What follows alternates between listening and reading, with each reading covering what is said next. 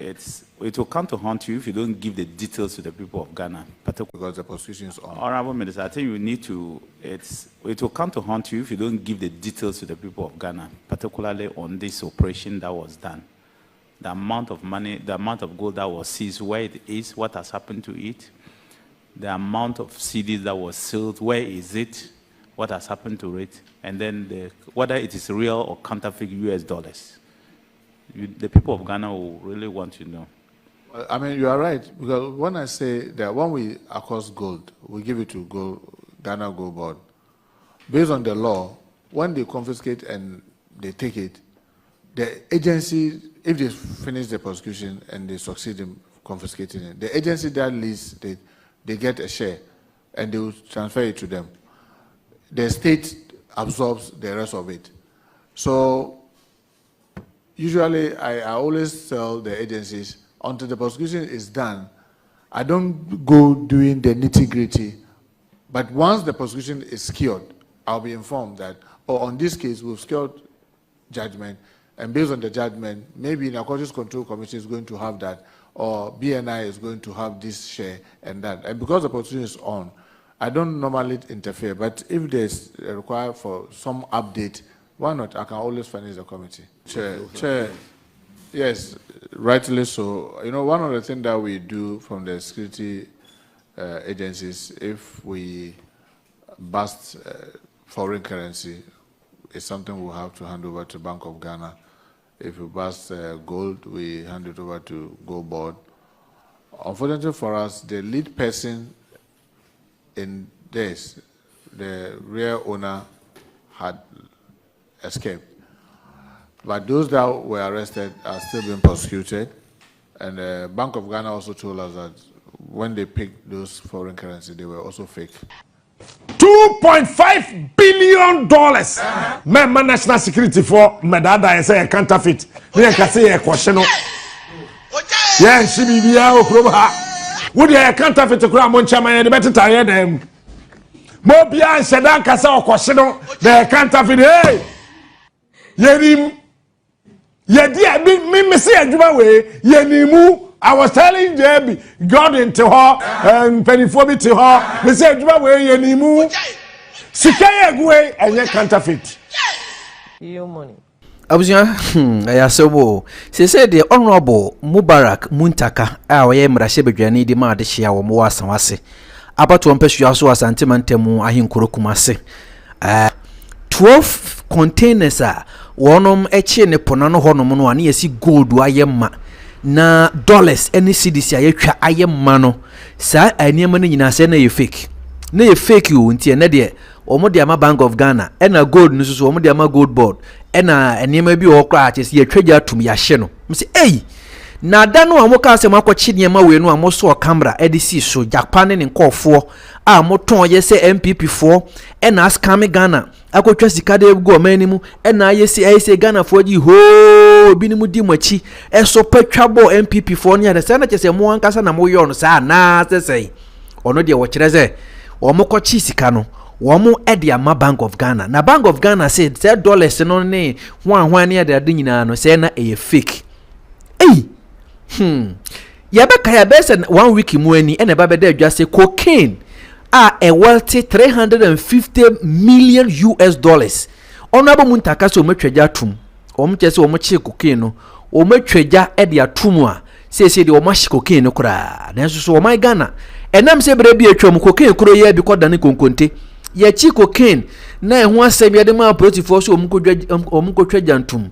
Ebe wi akire ne yesi se ad ne kura nye cocaine e konkonte. Ade amo ankasa monu muton mwachira se cocaine no afi de kodu bola so ne kotwaja atum de na adane konkonte ye de cocaine ankasa kogu baabi ena ye twaja atu konkontem o my Ghana na asemwe baye ye beka ya last year 2025 ene siye ebere ya NDC fo o mo hyase o mo chichichi niema bi ena MPP fo do yakura ha MPP fo do yakosha ha ne ade ade o mo sase o mo chichichi na no mo kopie sa ade wese so o mo ankasa kan mpenifo no o mo kopie ade no so ka se sa de we Bank of Ghana a certify Bank of Ghana at the stamp so Bank of Ghana kira say we a original currency o man ni sika yetwa ene ye de yes ade no nti Bank of Ghana stamp bomu dia na che so my Ghana ya gye tum tie ba ne sen na saa bra no de na MPP aban afiri so foforo no de na eye Bank of Ghana agye tum na enne de ye bu hu akonta ye se na ye fake inti ya hye no inti ya kogu Bank of Ghana inti ya kogu ha gold no se ye da kogu ha ne ade a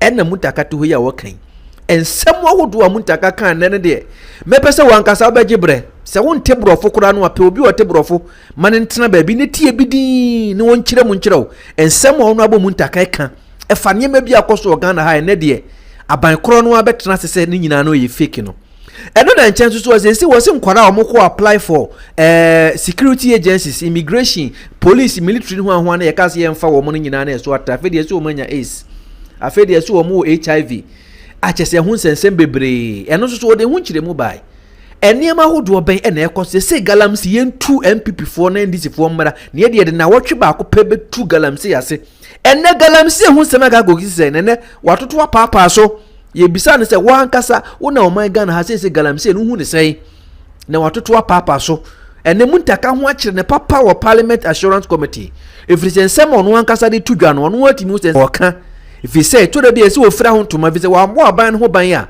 okasa wo ka no kuroturo do aban ho be kire no enti to the be a otimi se wo ya amanyosem no de wada wakatakata ne ma bi so na ansa na mposi ebenya adaje ne ebetie muntaka ono an interview ni bi no wo de day na wo mo kwachi gold no yentie bibi kitua bi e wo honom na yemra sesie na memeka se mi soso nkire wo okay. And I see this RMD, it means it has been certified that the money that came was genuine, intact by Bank of Ghana, and this is their own certification. And when I can say yes, it's from their office. Lord.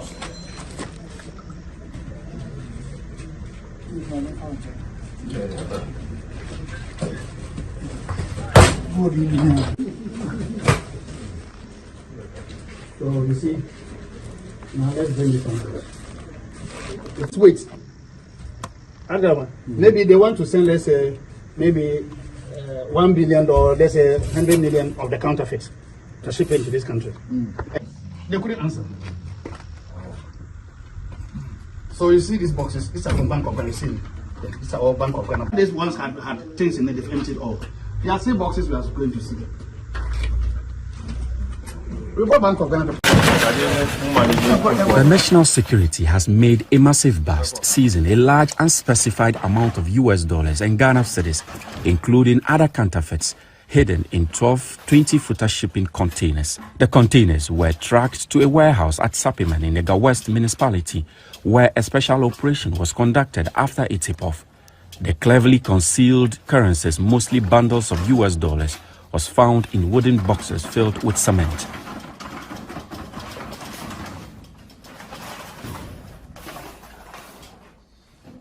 Other boxes opened in the warehouse during the operation revealed extra currencies stashed in boxes that are barricaded with plywood and concealed with charcoal.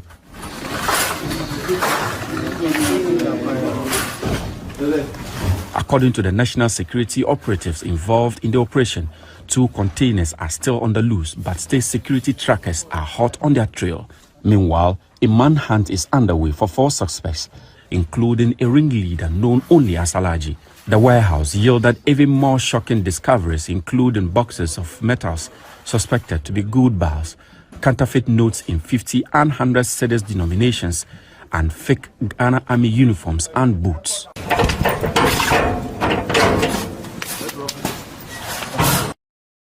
Pia we de mu nyina motie bi omo ankasa ne kan yo national security for no ankasa ne kan say Bank of Ghana certify ade no enti eba ne say na ade na Bank of Ghana certify na muhu ye no ene de ebedi mu akache ne de ababa bedane counterfeit ababa bedane fake enti ye ka kwhye no eyensem bebre no a Captain Smart hunu kan yo Captain Smart ka say ade no eye original mamo meka say eye fake echina mamo meka nkyere say eye fake because omo mutwa fake no omo nya daje wrapo package sika yenye ne saa eye original currency a munim hu bi ene mamo meka se empo pipifo mpo ne kotwa ya ene mafo sika no ebeka kire se eye fake se moa nsusu ena mo fa ye na mo sheda e de be sabotage aban no a wotwa mu no so a sika ne wo he afia dollars na ye package gu adaka mu no ye wa adaka mienu a ye de dollar gum You have the black box and the wooden box.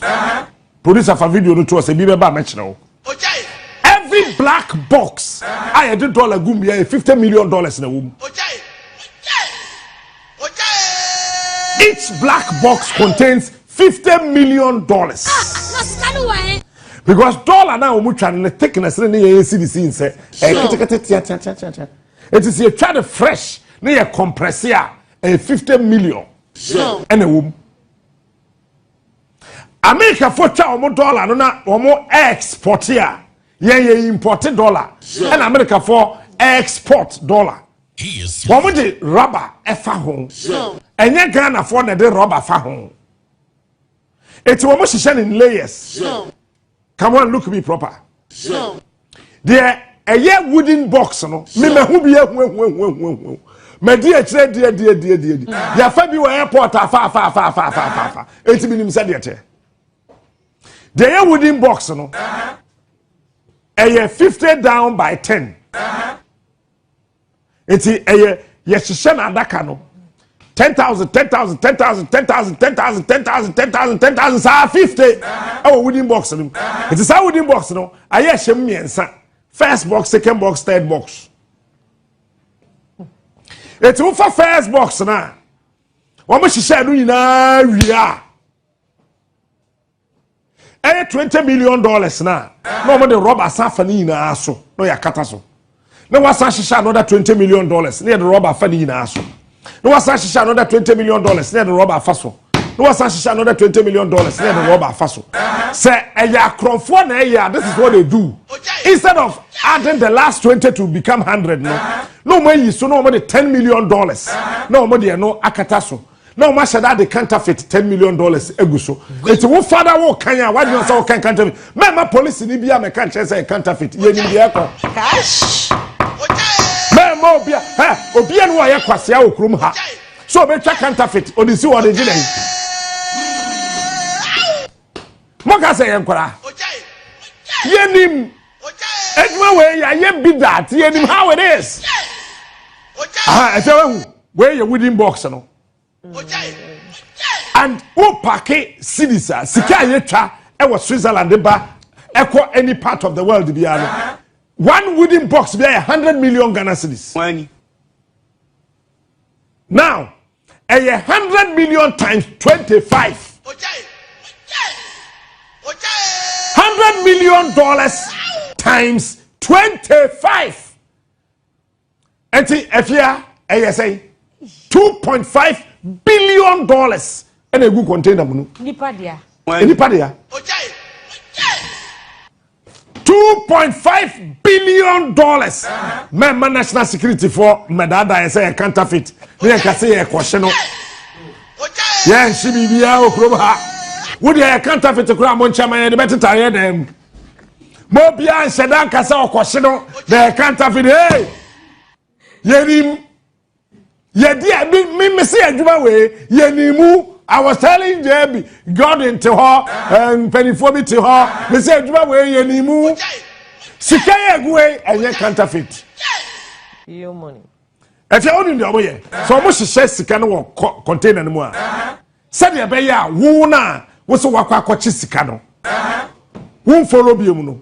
So mo packet dollars in this city in a good container anymore. No more the boxes and kitten wooden boxes. Nibi as someone nimu. So what she show sa dollar wooden box na. Each one cost 5. Mr. Police for them coach say one row na say me dear chile da minimbi. When a cost 5 by 7. Say a 40-footer container a cost 5 by 7. Say a 20-footer container, a cost 5 by 6. No matter that they no 7 no why enough counterfeit.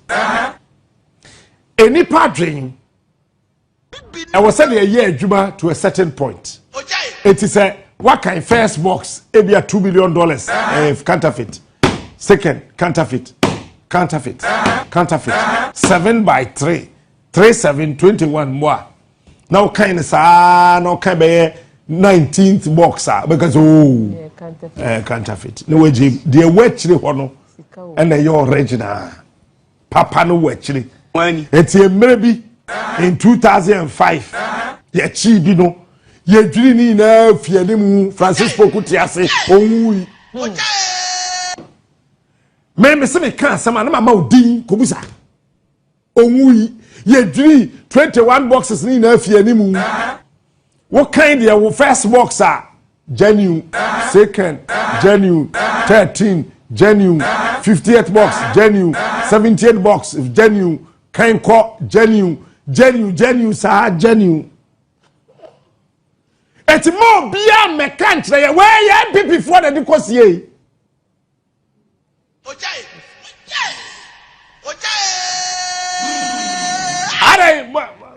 Look, yeah, yan kwasa for. Yan kwasa for. O man na yetimu no, ye ni mo man ni. Wo mo di kwasi ye no. See as a police force o match bi. Suspect na dwane. O dwane fine. Na suspect no we hin. And o dwane bisa who these questions. Hwe money laundering team ne cartel na wo krum ha no they have a way they operate. Suspect no e de no dwane won ko hu ne hin no dwane ye. What you hu? Ya trust statement about say suspect ne dwane na afia yes ade kan.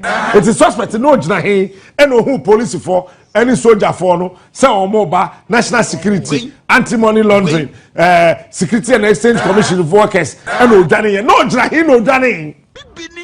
No, we have to do a sign of Mujani.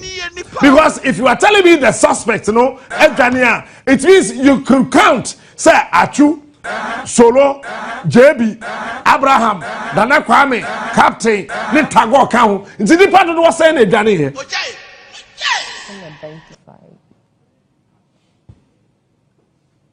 Never does anyway.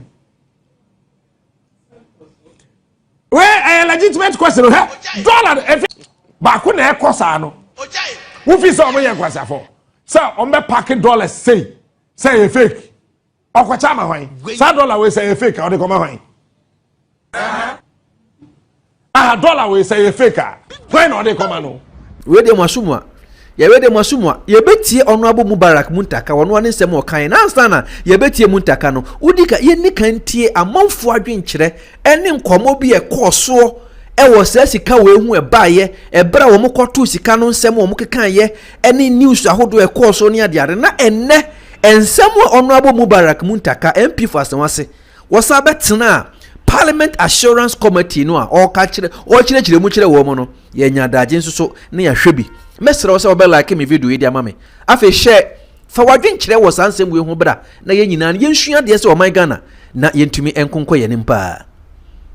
Nearly 2 months after this operation, National Security has failed to brief the public on the status of their investigation relating to the corporates behind the billions of gold and cash stashed in the 12 containers, and failed to disclose the actual quantity of gold and the specific amount of money retrieved during the operation and what the state intends to do with the gold and cash currently in the custody of national security. We demand accountability. We demand national security to give account of the gold bars and the cash retrieved and what they intend to do with it. The legitimate question Ghanaians are asking is, does the government through national security intend to divert the 12 containers filled with gold and cash only to turn around to deceive the public in the end and probably call the gold as fake and the cash as counterfeit? The public is hereby assured that the mighty minority will not rest and relent until credible communication on the status of the 12 containers filled with gold and cash is transparently made to the general public by the Minister for the Interior with additional responsibility for national security and corporates duly prosecuted. I don't know how more can ya munya ya nada Henry Chiasade Tikruma na ye baby ye tifedri. What to me at the former tabetum say Marco Siziska. Sanse muno munya 12 containers. As our way na in the 21st century. But we saw the picture of gold bars, 12 containers, dollars, any cities. why there? 12 good containers of dollars. What must I be? Alaji, a chroma me want now. I was surprised. Cross media houses were carrying that story. Amuma munyo mamienu, and near mamiensa. Obviously, I nipani nine. But could your friend Alaji contain and this is Sapperman. Sapperman, it is said the kiosk be alcoya, Hannah Sapperman. Omubwa. Yan Fabi Bimbe Tumuna yan fa enyim gofo adwene free sana ban bia ba wo ye pressure be mo ane de bibia betum enye bibia sika bay enti I see you dollars capture dollar bond share what is your interview obi o yeah je sika o sika way dollar ni bano edi o tam sika pudu containers ba ku dumienu ana odi fa he na odi ko nyame we say kwa he say ba he obi say omumuye politicians ya mo ntiase mu tie mi am njem ye 2025 comedy ngofo nipa ni ti o and you first pass as we na gebet mi afa by the 21st century ye ni da ho die o kan ya ye be yuto muboa national security adare them why they be ma tip of all my full information na one no sika botire bi o wa ko jasi ba bi say esi okwa any gold kan ho sara mo ka kire hey na me tell me 5,000 crown you don't be protected now say dollar e dey say na wo ni make enti sa na ye ya akwakoye no enye sa na tie eti say ora na ye ya ama propaganda no edidie yes nkofo adisika yes nkofo awia isika banana say be ya on be gisika no a problem. And you think we cannot retrieve those lands ebiato no? No, say yenya obi looters no. Nana say do ko gira ekotena ho a wo betwa yesa adwuma no. Ba say be yedi nana ya ba akotena ho. Because wo ko on manya afi na akọ he obi a political background. And ti wa hwe omo kan no kure na omo wa ma so me adwuma ye nta mo appointment o. Oba be say business. And yes sir, e very easy. Unia 95.1 FM. Yes, rightly so. You know, one of the things that we do from the security agencies, if we bust foreign currency, it's something we'll have to hand over to Bank of Ghana. If we bust gold, we hand it over to Gold Board. Unfortunately for us, the lead person in this, the real owner, had escaped. But those that were arrested are still being prosecuted. And the Bank of Ghana also told us that when they picked those foreign currency, they were also fake. So they have since destroyed the names. Because some of the kingpins have still not been, some of them will put them on stop list, hoping that any day that they try to re-enter the country, we'll get them. We still believe that it's not prudent to put the names of those that are in hand, because we've still not been able to get all of them. But the prosecutions are ongoing. Thank you. The follow-up one. So I think that's what the minister has done. Minister, so counterfeit gold, the gold was, the US dollars were counterfeit. Means, as we said, they were fake. Is that right? Yes. According to, what do you call it, Bank of Ghana. But the Ghana cedi and the gold, they were real? Yes, for the gold, like I said, we had to hand it over to Gold Board. And they'll go through their board and then properly confiscate it to the state. Do you have any information as to whether it was real gold or it was also fake? Mr. Chairman, like I said, usually because when we hand it over to them, for me, I believe that this is a state agency. We don't follow up because once we hand it over to them, they will deal with it based on the law.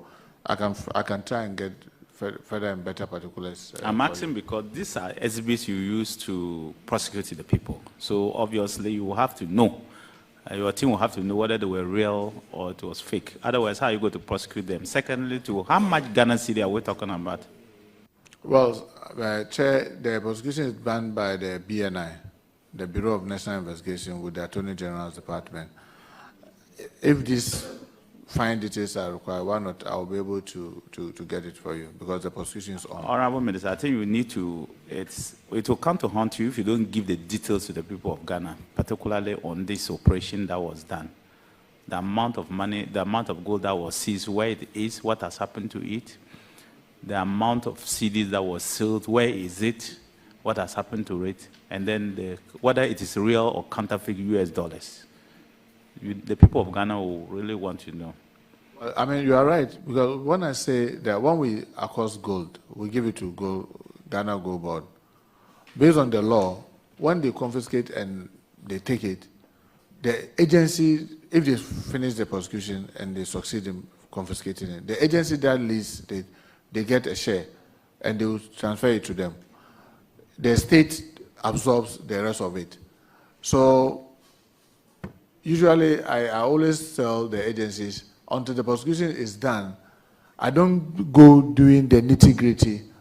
But once the prosecution is secured, I'll be informed that, on this case, we've secured judgment, and based on the judgment, maybe Narcotics Control Commission is going to have that, or BNI is going to have this share and that. And because the prosecution is on, I don't normally interfere, but if there's a require for some update, why not? I can always furnish the committee. Yes, please. Deputy Rank and then you. Thank you, Honorable Chair. Honorable Chair, Minister, it's over a year now that the incident happened. Today's date is 9th. The Honorable Member asked the question on the 9th of July. So today's date is 7th. And so just almost a year. And we are still not done with the investigation. And also, I heard you indicate that the counterfeit USD have been destroyed. Is that the case? If that's the case, we are not yet done with the investigation. Why do we destroy that? Because what will be your evidence? Thank you. Well, that's what Bank of Ghana tells us. And you see, when we talk about the prosecution, I know the former defense minister will tell you, sometimes for those of us who are handling the security, that's where we get frustrated. Where you think that this is like ABC, you think that if it was going to go to the village chief, it won't take an hour for resolution to be done. But when it comes to court, it can travel sometimes for years. But our challenge is that we cannot be going to a chief justice and say that create special courts for us for almost all the things that we are doing. We succeeded in getting it for Galamsey, we succeeded in getting it for narcotics. I can't imagine going to the chief justice and say, can you create a special court for us for all the work of BNI, and then tomorrow you go and say the work of fire service, tomorrow the work of police. It will become something, it will be like an absurdity. But believe me, honorable colleague, cases in court can take a long time. Sometimes it can drag for unnecessarily long. But that's the legal system that we have, and you can only bear with that. So yes, like I said, the matter is still being prosecuted, and they continue to pursue those that have escaped. And anytime the prosecutions are done and secure judgment, why not? We'll let you have. And I may add this, Chair, and I know you do very well. When you are dealing with people who are dealing with this counterfeit other things, remember that these people also are holding a lot of money, meaning that they can hire good lawyers that can necessarily drag a case unnecessarily long. I mean, I'm not saying that they are doing anything wrong, but they try to take advantage of the legal system. One matter, they will take it up to Supreme Court and come back, and then take another matter up to Supreme Court and go back. So they can be doing a lot of front and back on the issue. So when it comes to prosecution, for every person who is working within the security space, that's one of the biggest frustrations that we go through. But that's what we have, so we have to bear with it. Thank you, Chair. Honourable Minister, it is the case that we have apprehended some people and they are facing prosecution. Are you willing to share with us details of those people? Because they have been picked up already. Why do we still have to hide their identities when we need to shame them? Well, I mean, like I mentioned, because some other persons are on the run. If now I go to mention and I say that, oh, Honorable Chiwete, Honorable Muntaka, all the people who know that they've had something to do with you and I, they will start fleeing further away. So that's why we don't mention the name. Because if you mention the name, remember that sometimes you can arrest someone for a particular case. In the interrogation, he talks about other crimes that have been committed. That's not even related to the one that you arrested. And I'll give you a typical example. I mean, this Queen Mother that was murdered in Atibobo. The arrest that was done was in Swedru. That has nothing to do with the Atibobo case. But during interrogation, that came up. And that leads to another path of chasing some other persons to prosecute. So the more you put the person's name out, when you've not gotten all the accomplices, you are just messing yourself, because then everyone who had done one crime, or sometimes you insist no matter what, we say once we are not done, we've not been able to close to say that no, now we have all those that we need. We don't want to put the names out, because putting the names out will compromise the investigation and the work that the security people are doing. Thank you, Chair. So do you think we should still hope that you'll be able to get the other culprits? Well, that's our hope, and that's why I told you that we normally will put people on stop lists. So sometimes someone will tell you that, oh, me, I travel, I've been out of this country for like 5 years. When I came at the airport, then they arrested me. He committed a crime long ago. He himself had forgotten. He didn't know that he's being watched and he's still being wanted. And you know, sometimes what people do is that when they commit crime and they finally manage to escape and run away, and they do not heard the case being mentioned on radio or TV or in the media, they assume that, oh, they will just lie low. After some time, the matter will die. But sometimes they go and put it on the, what do you call it, Interpol. If it's on Interpol, then they'll be looking for that person everywhere the person is in the world. Sometimes they put the person on the stop list, meaning that any time such a person is coming back to Ghana, he's of interest. So even the immigration will not know why you are on the stop list. So when they arrest you at the airport at the first instance, they will just say that, oh no, Narcotics Control Commission is looking for you, or the BNI is looking for you, or the CID is looking for you. You insist, you've arrested me, you are not telling me why. They, the immigration themselves, will not be able to tell you why you are being looked for.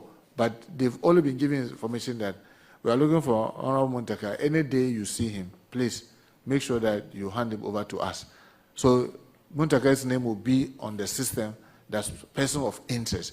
So you may be away for 10 years. The day you arrive, they say that, you have something to answer with police CID. It is when you arrive at the CID, then now they'll go and bring the reason why you were put on the stop list. So you don't put those names out. Other than that, it will be very difficult for the security people to work effectively. Thank you, Chair. Is that the case? Those we got are facing prosecution.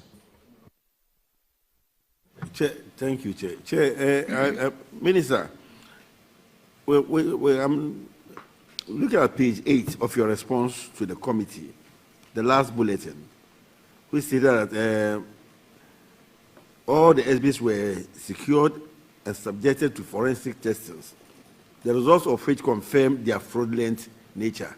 So I want to find out from you whether the gold too was found to be fraudulent.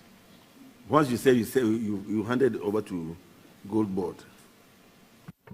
Well, like I said, this was being handled by the BNI, and that's the information that they gave.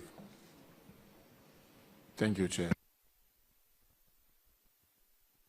Honorable Minister, so when that news came out, because I was privileged, where I sat out as a privileged person, I was laughing in my head because I knew where it would end.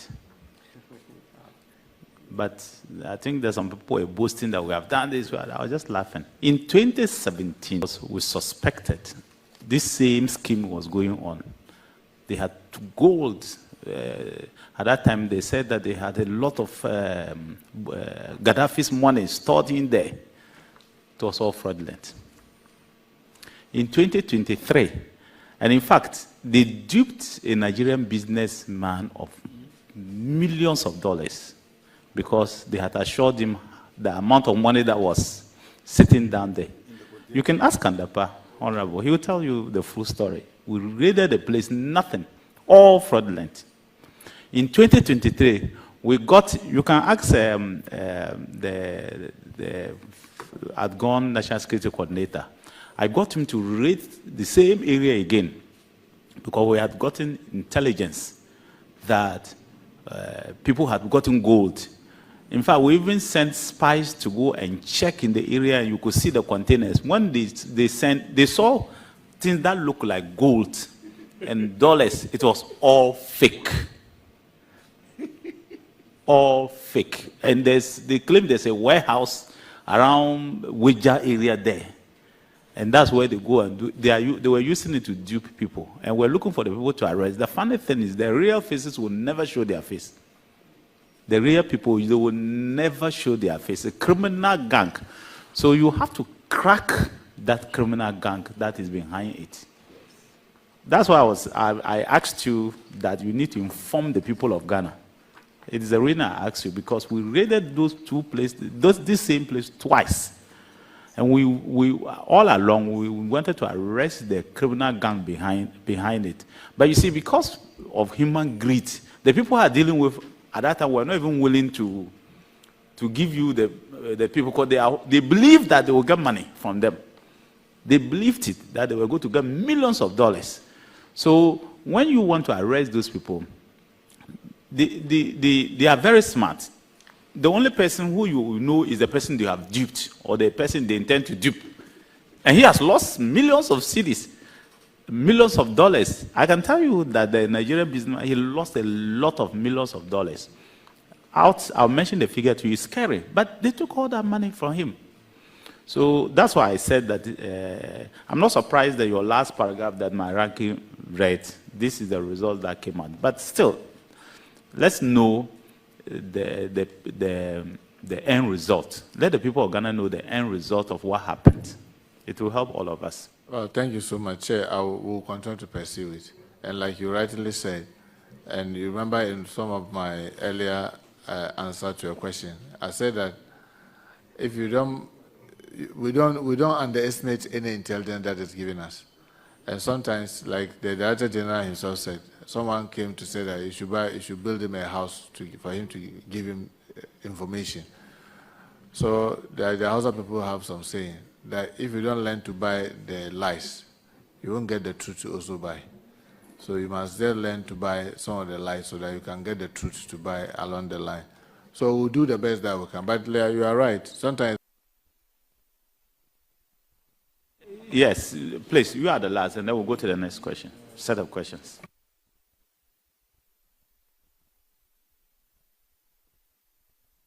Thank you very much, Mr. Chairman. Mr. Minister, looking at your answer, you said that the prime suspect had escaped before the security personnel arrived at the scene.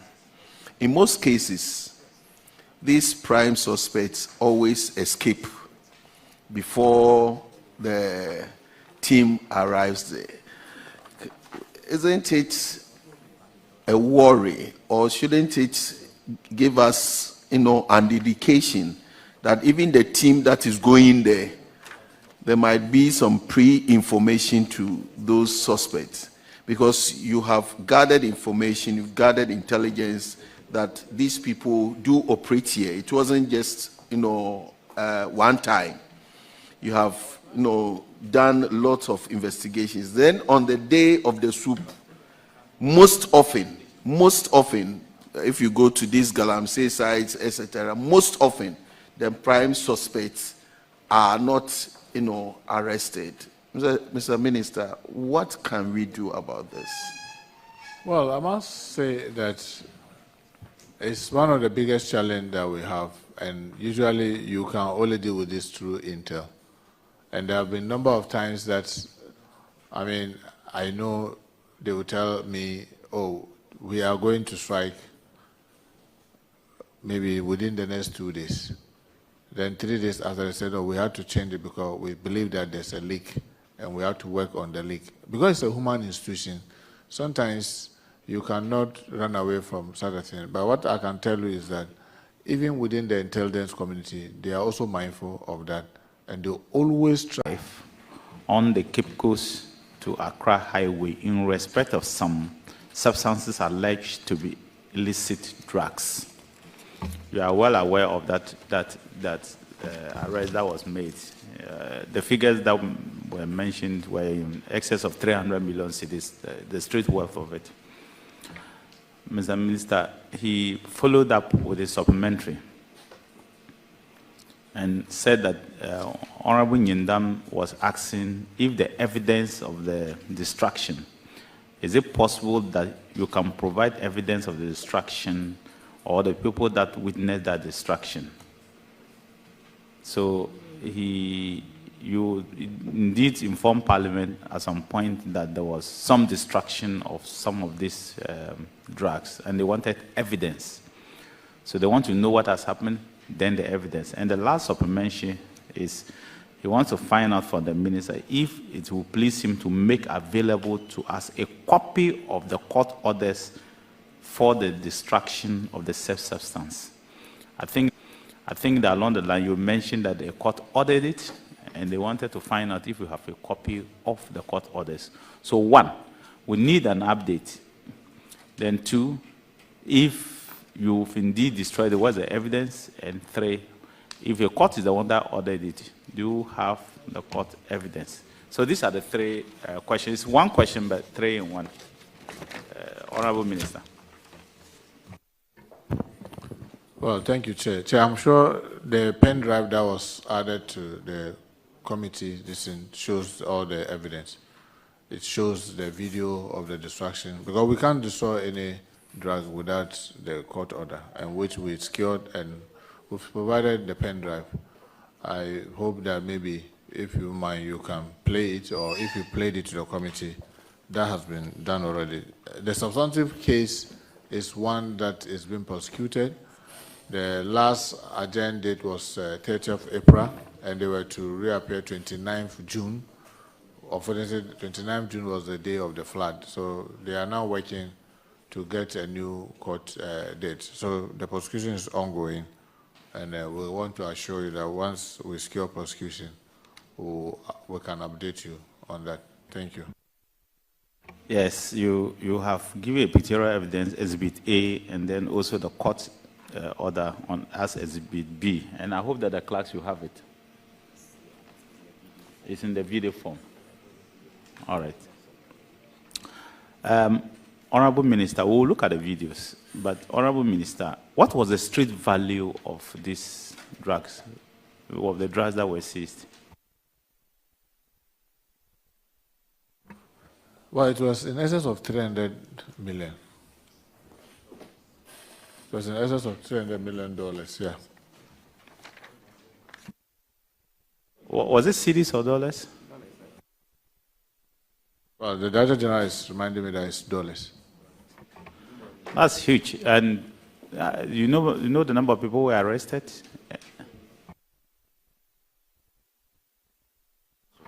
Yeah, there were 3 so far that are currently facing prosecution. Are they on bail? Yes, they are on bail. You know, usually we'll keep them, and when we start the court processing, they are made to put surety and all that. Their passports are usually seized, and then the court grants them bail while the case proceeds. Was the driver and the maid part of those who were arrested? Yes, please. I'm told that, yes, the driver and the maid were part of those who were arrested.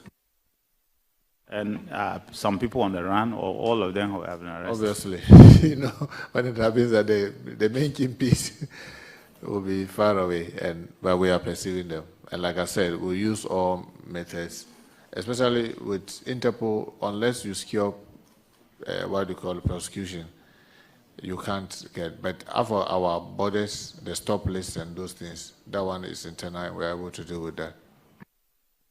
Yes, please. Any supplementary questions on this? Okay, Honorable Minister, yes.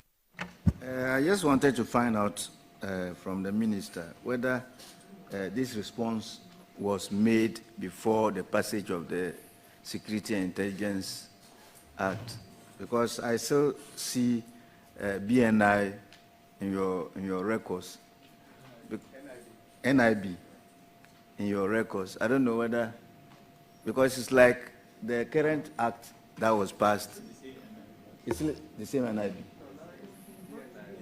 It has been changed to BNI. So that's just what I wanted to say, because this... Well, Mr. Chair, if you recollect, we were supposed to have had this meeting some time back, and then it was, by that time we are finished with all the information in hand, so that might be the cause.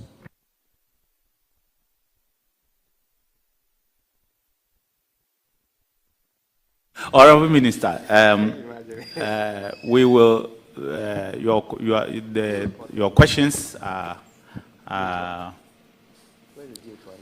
do I say, time for questions. You've done well or not. We will discharge you on the basis of questions, but we will look at the public interest and ask you some questions, few questions on the public interest. I told you that the public is watching, so you are making a lot of headline news. When you go out, you will hear yourself. No, he's already in the news. I know, but it's good. You are making positive news. People will sit up, so it's good. So an individual sent me a message. I don't know the person, so obviously it's just a message. The person has my number, but I don't have his number, his or her number. I don't know if it's a male or a female. But let me read the question to you. Honorable, hello. I beg to find out now that the minister is before you, what is the procedure after he announced the withdrawal of gun holders' license in Ghana and gave a 90-day window? So far, there is no directive served on the police as to how the new re-registration process will be done. And we have entered day 14 out of the 90 days. Most grateful. Honorable, this is someone who has interest in what you did and is following up, in fact, counting the days for you. And it means the person really knows what he's doing. Because, trust me, for him to be counting and know there's a procedure and that, Honorable Minister, educate the public. What directive did you send? And what is it that you sent to the public? And what is the directive? What is the procedure the public will have to follow? How do they follow it? As we see today, are the license guns revoked? And how do they reapply? What is the procedure? People want to know that. Well, let me thank you so much. I want to believe that every gun holder who has legitimately had license knows how to acquire, how he got his permit. And usually it's by application. In fact, after the flood, we realized that a lot of people were affected. So I even gave the Director General CID instruction that let's send messages to all those. A lot of people were in the process of legitimizing their permits. Those who already have passed and they are having the license, after the flood came and we realized that it's affected about 7 regions, and these are most of our major regions, we decided that with all the inundation, the challenges that we ourselves are facing currently, we should send messages to those who are having legitimate permits to keep it and come up when it is due, that's in January. Those who are in the process should still get in touch with the CID to complete the process by making sure, then we'll make sure that you go through the new regiment that we have put in place. I'm sad to tell you that some of the reasons that we are trying to do this even happened just this weekend. Prominent people are shooting and killing themselves through suicide. I say prominent people. Yes, people that you least expect that in society will naturally kill themselves are doing that. And when they do and you go, they are using registered firearms. So it's not like the person is using an illegitimate firearm. And you are asking, what method did we use to check that this person was in the right frame? Because the law, if you read the Arms and Ammunition Act, it says that the minister will grant you license knowing that you are in the right frame of mind. Right frame of mind, the only way you can ascertain that you are in the right, I can't just, Honorable Chairman, you can't just look at my face and say that, oh, the way I've been talking since morning here, I'm in the right frame of mind. You'll be just assuming. The only way to do that is to do mental tests. Honorable Minister, yeah. I want specific, very clear, very clear messages to the people of Ghana. Yeah, so what I'm saying, are you saying that if I have a sidearm, or a shotgun which the public can register, and I have a legitimate license now. Yes. My license will expire on 31st of December 2026. Yes. Are you saying that I do not need to re-register again, and that license is legitimate till 31st of December? We are saying that yes, and you receive a message from the CID to that effect. Because you see, initially we sent a message, and then we had this flood that has affected 7 regions. We are rational human beings. People are going through a lot of challenges and trauma. Based on what the data that we have, well over 100,000 people are having these challenges. And if you look at the areas that they are having, these are people that have gone through all this trauma. It will not be fair to be adding to their challenges the issue of registration. So I think it is yesterday we said that the CID send messages to all legitimate holders, permit holders. They should keep it to December. Those who are in the process will control the process by making sure that you go through the vigorous one. But those who are already holding, so now, if Chair, you have a sidearm that you have registered and you've given a license that was supposed to expire 31st, I'm saying that you receive a message that's telling you that keep it until the 31st. Because of the challenges that we are going through, we don't want to compound the challenges of our citizens. So I'm hoping that by now people should have started receiving the messages to tell them to keep it until the 31st. But knowing that from 31st, you go through the new arrangement where you will do the mental, the drug, and the training. But those who are in the process, we are encouraging them to go through the full process to be able to acquire, because you are already going through the process, so you go through the... So the new added procedure from those who already have from 1st of January, or before 1st of January, if you really want to have it from 1st of January, is to know that you will be taken through mental testing, drug testing, and training. That's what you are saying. All right. Another thing came up, Chair, like General, 2-star General. Must you go through training again as servicemen? Must they go through training? We are looking at that because you don't want to create a system where it shows discrimination. But there can be positive discrimination, because if somebody has served in our security services, yes, aforementioned, you can be the former CDS, you could have challenge. You could be the former IGP, you could have a challenge.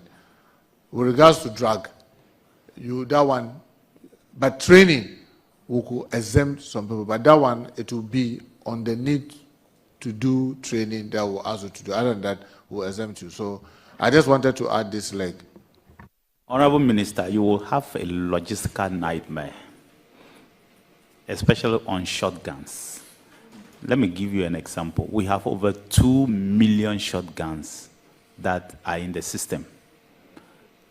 It's not the 2 million that I know, but there are a lot that are generally registered. How are you going to train all these people when you don't even have shooting ranges to train them? You know, Honorable Minister, that's the excuse that people use. We train our men and women in the service in our training schools across the country. Currently, as we said, the police has 25 regions. 25 police regions. And I keep saying that, look, how many trainings do we have? We have all these training where we go and train large number of persons at a go. If you want to do the right thing, you get a way to do it. If you want to have excuses not to do the right thing, you always have reason not to do the right thing, because you can find the reason not to. But you say that you train men and women that come to join our armed forces, that come to join our police, that come out to join our immigration, and use the training schools.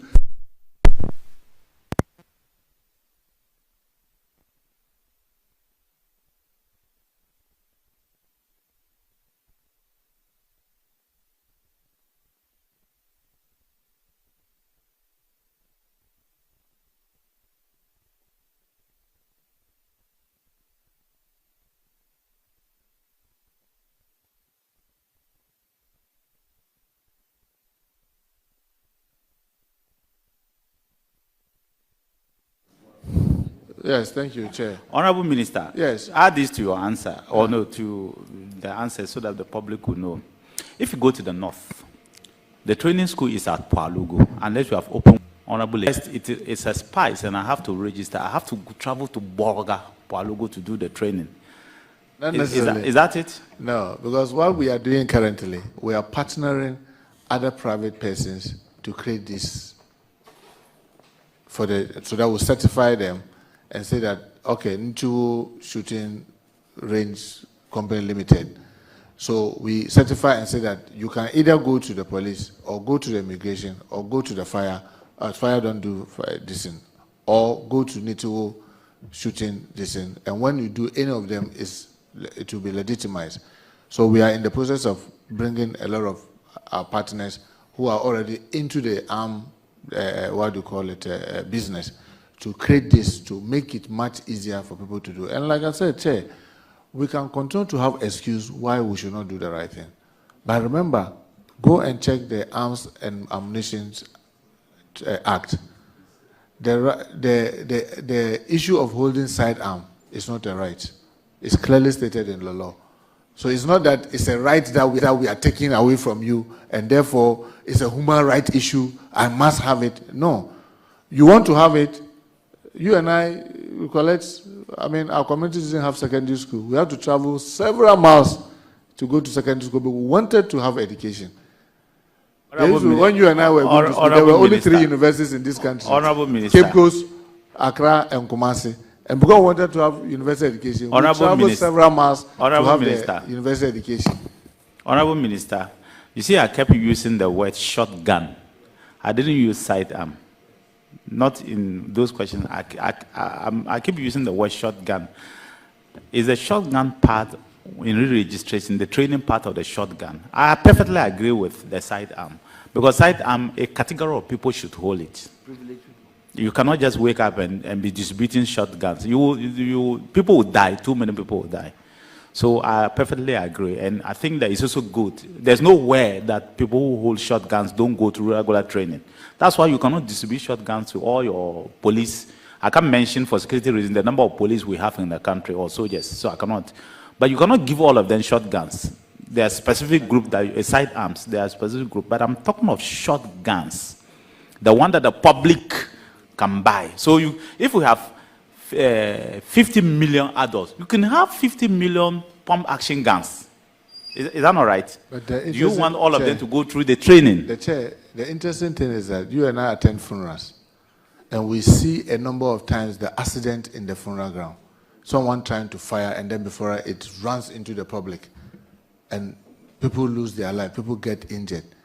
In fact, if it comes to even training, I think it is those groups that we must even train. Because they are those who are in the large gathering and firing and hurting and injuring. And sometimes, the most recent one, someone was with a pump action. He fired and then he killed himself. All right, my colleagues will want to ask, but my last question I just want to ask you. I'll come back to the other question that I said, but I'll let my colleagues ask. When you go to funerals, as we said, people are holding assault rifles. Are you going to let your men seize those assault rifles on the spot? Assault rifles are totally different from legitimate ones the public can hold, even though some mimic assault rifles. But you can clearly see, let me use the word, for example, AK-47 gun. All right? In fact, currently the instructions is that even the shotgun are supposed to be seized, because we have said that in this gathering and other, we are engaging the chiefs. We've said that people should stop and let us engage the regional and national House of Chiefs, so that the designated persons that will be asked to do that will go through the training, appreciate what they are holding, and know when to use it and how to use it, so that we avoid the unnecessary accident and injury that we are having during ceremonies and festivals.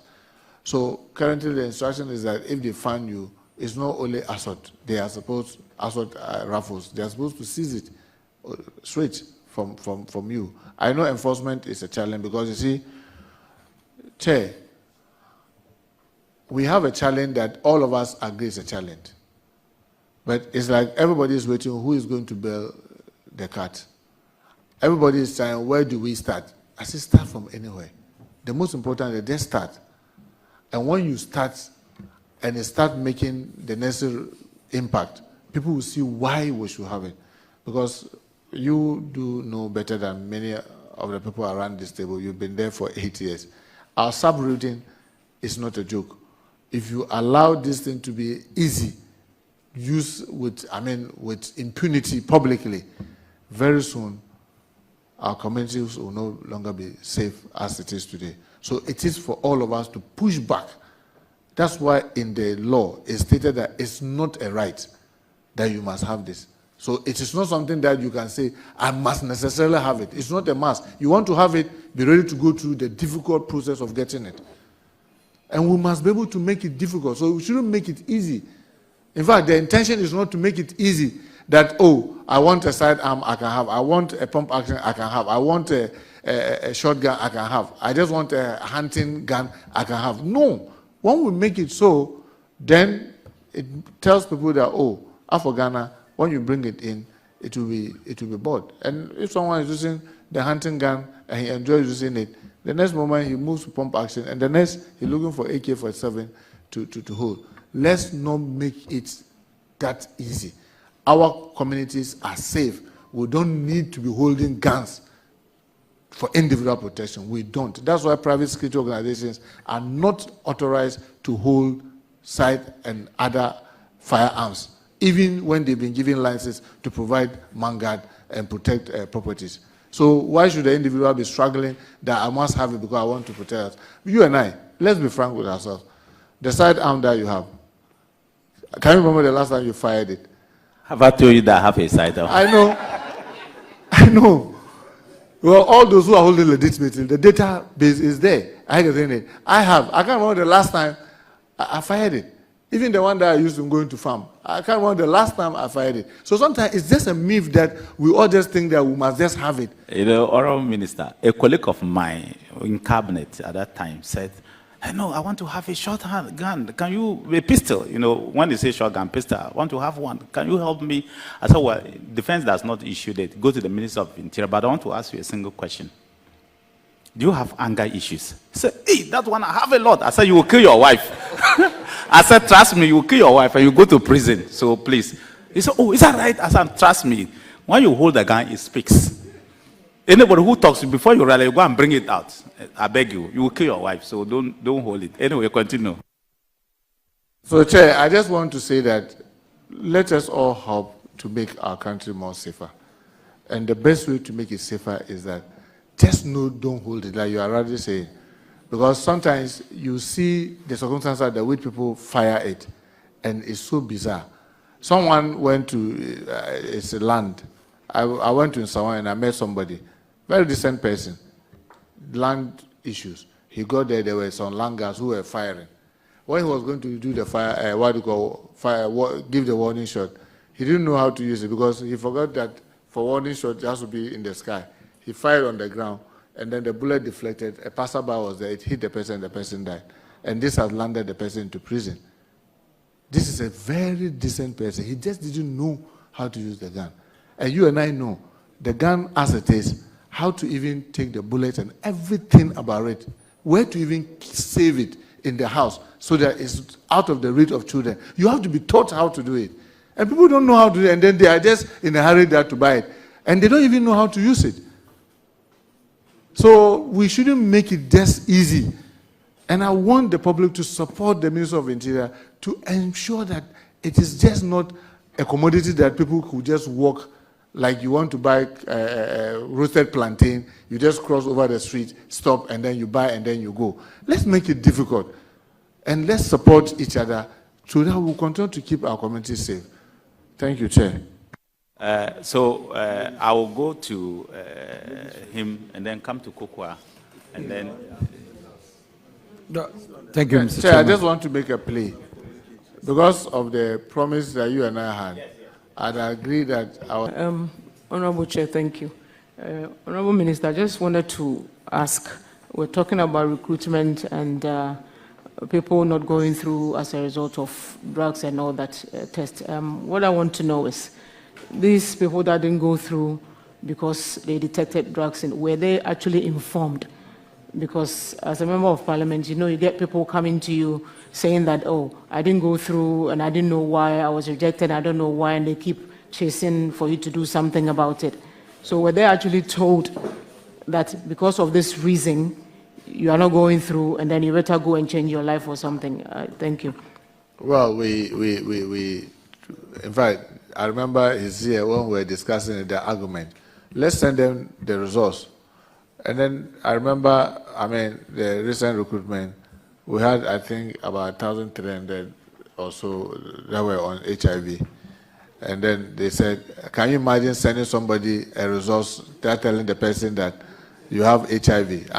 That's not the procedure. The person has to go through some orientation. So one of the things that we did was simply to say that when you get disqualified, you are given a contact to reach out. If you are interested in knowing the details, then when you call, then they assist you to let you know. Because interestingly, some of the things that we realize are treatable. So people need to know and then also get treatment so that subsequent recruitment they could join. So you need to know it's of interest for every person that got disqualified to be interested in knowing what was the cause, so that at least you'll be able to, those that you can treat, hepatitis B, if you have cardiac issues, maybe you've had some major surgery, drug, mental, and all that. A lot of it, some of them, I believe, you would help you be able to get out of it, especially those who had mental issues. People may not even know that they are having mental issues, but these are things that are easily treatable. So we encourage everybody to try and reach out. Don't just say because you've been discovered, you are no longer interested. Be interested, because it may be something minor, it may be something major, whichever it is. If you get to know, it will be of great interest to them. But the reason why we didn't send the results directly was that we don't want the shock. Even based on the WHO guideline, there are certain ailments, you just don't throw it on the person's face that, oh, you have hepatitis B, you have HIV, you have that. So that was why we didn't send the results directly. Honorable Minister, how many people did you test in all? Because there are two things you mentioned. For the drug and mental, there were 6,000 people that were affected. And for the HIV, 1,300. How many people did you test in all to get these figures? Because that's scary. Well, there were over 100,000. Okay. Remember those who qualified the aptitude test to, there were over 100,000 who went through the test. Okay, so Honourable Minister, all these people have been contacted, the ones with the HIV and drug issues, they've actually been called to come in for an advice or to tell them what to do next. Well, the challenge is that we were not to call. We provided contact for people to call who were interested in knowing why they failed. Because they could come and demand the resource, and we are obliged to give them. But we can't send it to you on the phone. Honorable Minister, our members are very much interested in this, so indulge them for another 5 minutes. Because during my time, there were quite a couple of people who had HIV. We called them, counseled them, and told them. It's important you do that. Because trust me, if he's a boy, he may have a girlfriend. And if he's a girl, he may have a boyfriend. And if they are not aware, trust me, the next time this figure will jump to 10,000 or 20,000. So you have to find a way of ensuring them so that they can treat themselves, because getting AIDS, HIV is not the same as getting AIDS. And if the person is having HIV now, the person can live a normal life by taking the drugs. It's not like before where it is a death sentence. No. If the person has the HIV and it has not developed into AIDS, and the person continues to take the drugs, the person would actually live a normal life, can give birth, normal life. It will come a time the person, if continues, cannot even infect people. But if you don't inform them, first, they will spread it, and secondly, they will die early, because they will develop into AIDS and die early. So please, find a way of ensuring this. It's huge. I don't know the regions, but it's huge. It's scary. Well, So, I mean, this is a very useful advice. I can assure you that we noted it, and then, especially those with the HIV, we'll discuss to see. Well, yes, you are right. That's public health issue. We were focusing more on the security, but this is something that we should not gloss over because it could lead to many innocent people getting it. So, advice well taken, and I assure you that, especially those with the HIV, we'll try and see what we can do. Thank you. Honorable Minister, just you were talking about those with HIV. I would however appeal to you that you should consider, I mean, letting those who have failed because of the mental and drug tests also know that's a result of the drug, that's why they are not being considered. They will go and tell their colleagues that it's because of that they were not considered. So maybe by the next recruitment, the numbers might come down. Well, the reason I was laughing is that a colleague in Parliament came to me and then said that, his woman organizer's son, the woman organizer came and she was screaming, how can this day, and then they discover my son and this thing. Then he was worried. He even tried calling me around that time. I didn't pick, then she left. When she was leaving, then his own guy said, this is son, everybody knows that he smokes weed, and they are doing drug tests. The guy failed the drug, so why is he worrying? But you are right. One of the challenges that we have, maybe I need to get my colleague, the health minister, so that we try to do this together. Because we are inundated with so much on our plate. So it's like this is a public health thing. Adding it to your cap aggravators, but it's important that people are able to do this and get to know why that's why we thought that maybe if we provide a contact and we made a team available during that period who could call and get to know. But like you said, people could be like, once they discover me, I'm not interested, and the person may not come. Meanwhile, the ailment the person is carrying is a public health risk that could affect others. So we'll relook at it and see what we can do, even if it means partnering the Minister of Health to do it. Why not? Thank you, Chair.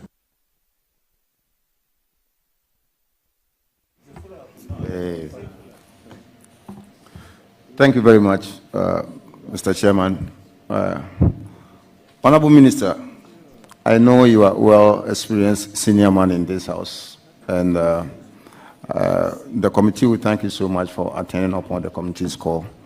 And also, I will advise you as a senior member to be mindful of ambiguity, because it looks like for security reasons, you are giving a lot of information out, which it shouldn't be so. So if you can make your questions, your answers snappy, because it's the same people who will use it against you eventually. So please, you can keep some as a security man and give us the basic one. Okay. Again, about HIV, I think it will be prudent, or it will be more important or necessary for you to segregate those with HIV, the HIV patient. You segregate them or you isolate them from general public, because it will spread, and to avoid spreading it, because some of us are vulnerable. Maybe you never know.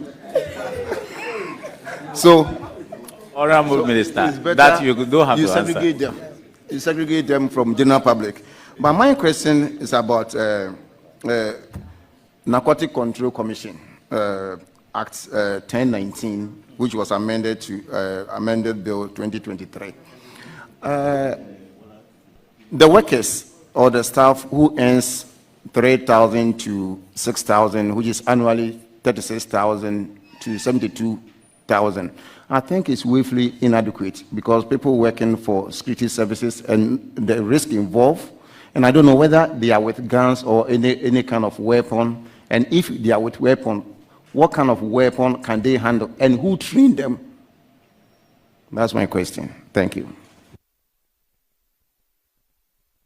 Honorable Minister, you can answer the last question. Well, I want to thank my colleague for, I just want an oath that to speak truth to the committee. So, but you are right. Myself, anytime I'm called, I always tell that the defense minister, why sometimes I don't like talking. Because you have so much information and you need to be very discreet about which one should go out and which one should not go out. So that's why sometimes you try to avoid talking to the media. But when you meet the committee like this and you decide to do it before the public eyes, it's a decision because I'm just one oath to be truthful to you. So holding information from you is like contempt of parliament. But if it was an indoor, it helps to talk freely. But now you have the cameras and they are doing it live. So anything, even if you cough, it's going around the world. Honorable Minister, so, be rest assured that yes. if you had veered into national security issues, I would have stopped you. Yeah, I know. So you haven't veered, you continue Yes. with your thing. It was important for you to inform the public, especially this HIV and the mental thing. It's very important. So go ahead. Yeah, so I want to assure my colleague we'll keep doing the best that we can. The substantial question that you asked, Honorable Jab, the substantial question, because you asked so many questions, the chairman said I shouldn't worry so much about answering some of them. But the last one that you mentioned, no, that's not the one. That one, I don't think. It's against their human rights. That's stigmatization, which we are trying to avoid. They need help. They don't need stigmatization. They don't need to be stigmatized because they have this element. Because like the chairman said, they can always be assisted. The last one that you asked had to do with their salary. I think that it is something that we've been battling with because they also have what we call the non-salary related allowances that we try to support them. We've been battling with it, but you know, our country is not that rich country.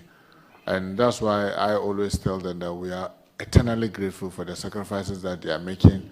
Because if I look at some of the work that some of them do, frankly speaking, knowing, being a member, having been a member of parliament over these 2 decades, even if you are going to pay me 5 times the salary of a member of parliament to do the work they are doing, I don't think I will want to do it.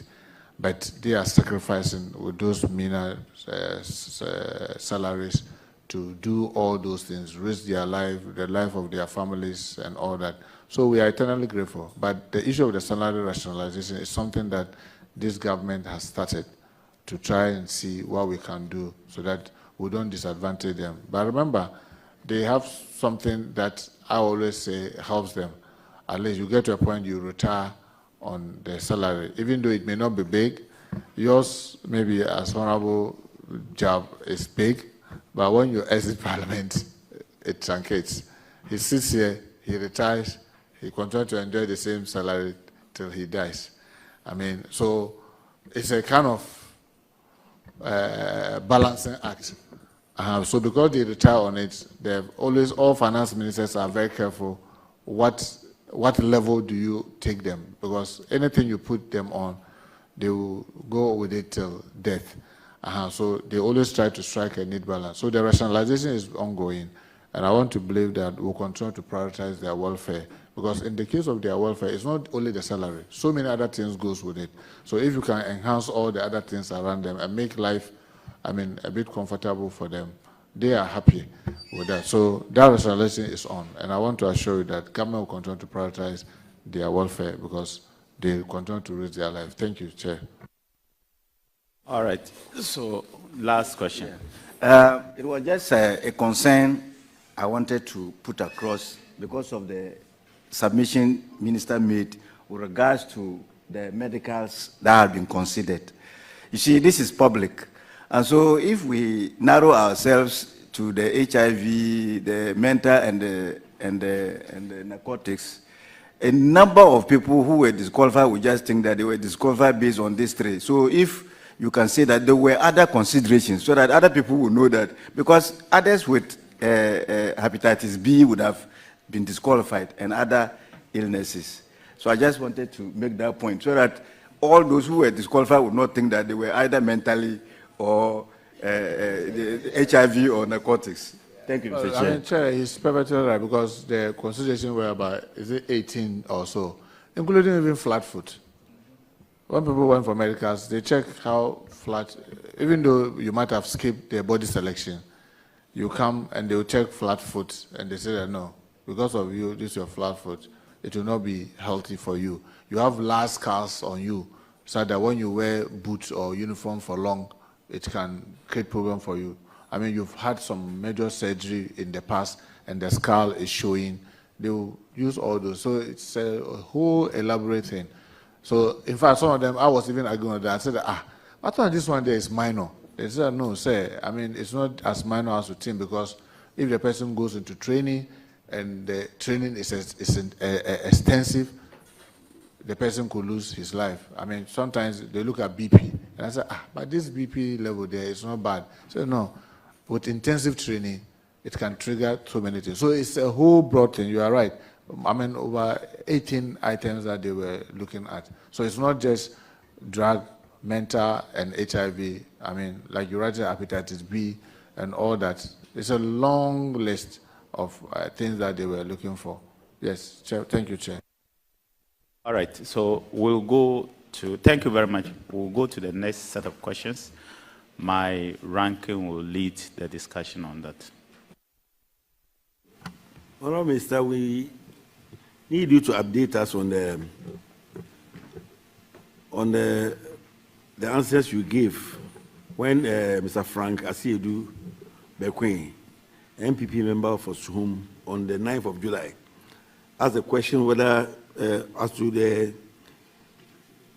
the state of the interception of an alleged massive haul of counterfeit US dollars, Ghana cedis notes, and suspected gold bars hidden in the 20-feet containers at a warehouse in Sapeman on the 9th of March 2025. And this is found on column 27 of the Hansard. So, can you update us as to the current status of investigation? Well, thank you. But Honourable Minister, your answers should be short. I'll try. Yeah, thank you, Mr. Chairman. Yeah, Mr. Chairman, the minister indicated in his submission that he cannot look at somebody's face, like my face. He cannot look at my face and think that I'm mentally sound to hold a gun. And so it means that there's a reason for conducting, the mental test before they can issue you with a permit.